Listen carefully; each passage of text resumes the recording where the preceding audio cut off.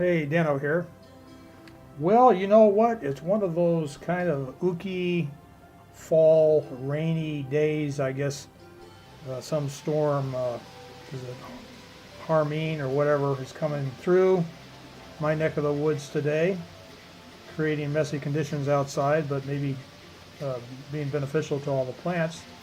So I thought I'd make some stuffed peppers. Now, in order to do this, I'm going to get out my trusty old crock pot circa 1945. I'm going to use half a pound of ground beef, yummy, some peppers, if they don't get away from me there, banana peppers and a single bell pepper, 2 tablespoons of shredded cheddar cheese, quarter cup of instant brown rice, minced onion about 2 tablespoons, sliced green olives, I think I had about 6 there, a egg from a neighbor that brought over some eggs to me recently. We'll use that as a binding agent. A trusty old package of taco mix. I'll use about a quarter of that package. Some Tabasco sauce. Got to have a little Tabasco to heat things up. If you don't want that, don't use it. Then we're going to use a couple of carrots peeled along with a russet potato that will also be washed and peeled and then cut into chunks. These will serve as a support for the peppers when they go into the pot.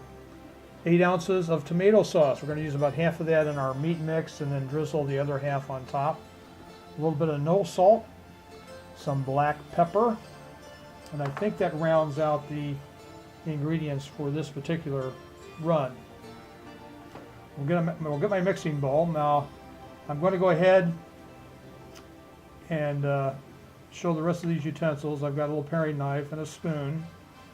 I'm going to crank up the circa 1945 crock pot to high. I hope it can make it that high. And get ready to go here. We'll take our peppers. We've got about 8 to 9 small banana peppers that were in the season peppers. 1 mature red bell pepper, all homegrown, as you can tell. And we're going to go ahead and get ready here to go to work. I want to start out by mixing up the meat mixture, the stuffing as it were, that's going to go into the pepper halves. We add the ground beef, 1 egg, which will be used to act as a binder. And if I can find it, our brown rice, instant brown rice. Just throw that right in. You don't have to pre-cook it. It'll cook in the crock pot. Our onions, you can use more or less depending on your preference. And that is a shredded cheddar cheese. And finally our olives. I didn't use many olives. I think next time I'll use about double that amount, about 2 tablespoons. And then see, I'm still looking here to try to find our package of taco mix, which is going to be about a quarter of this package. Also next time I think I'll go to half the package to get more of a taco taste. And I'm going to use now about half the 8 ounces of the tomato sauce so that it can be used to make my mixture goopy, so that it will be useful as a stuffing. And then finally a little bit of Tabasco, not very much. Most of that will dissipate in the cooking process. Some no salt for those on a salt diet. Black pepper. Always to taste. You just use your experience. And that will be ready to get mixed. Now make sure your hands, while you're playing like this, have been washed and sanitized so that there are no germs that can get into the mixture. Because you're going to start out slow, on a relatively low heat, so don't take any chances. And this is the fun part. You just kind of mix the material up. You're trying to get everything evenly distributed throughout the mixture, so that you have an even kind of flow of taste and sensation. One other thing I would have put in, I forgot to do, is a little basil, but I'll do that on my next go around, I guess. So that is now done and ready to sit for a few minutes while I wash my hands. That's what that looks like. It's nice and goopy, and it'll stick very well to the peppers, especially since I'm going to cut the banana peppers lengthwise instead of trying to stuff the mixture down the small little diameter. It'd be very difficult to do. So we're going to go ahead and cut these into halves. I've speeded this video up a little bit. We're going to go ahead and split them, as you can see here, de-seed them.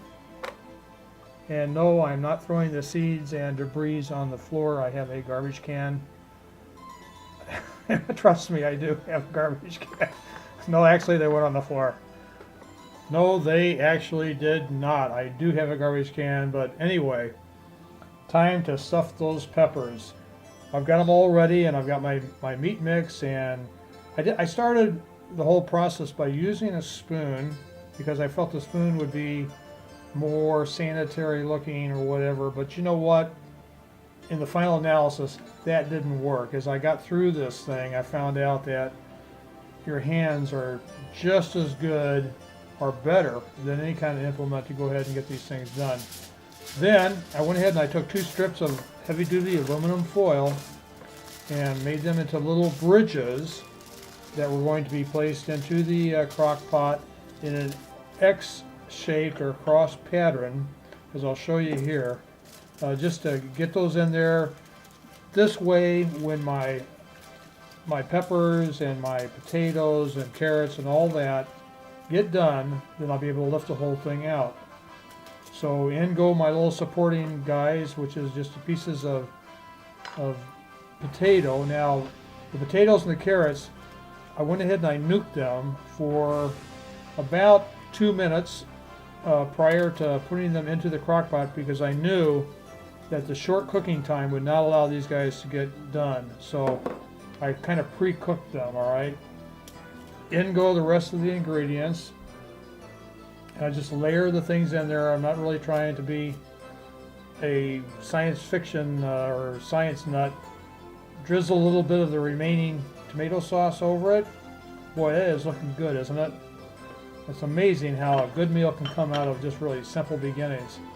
Close the thing up, and 4 hours later, to the magic of video, these are done, and my assistant here will go ahead and pull them out. And my goodness, doesn't that look delicious? And my goodness, it's also extremely low calorie and just very, very tasty. I encourage everybody to try it. Thank you for watching.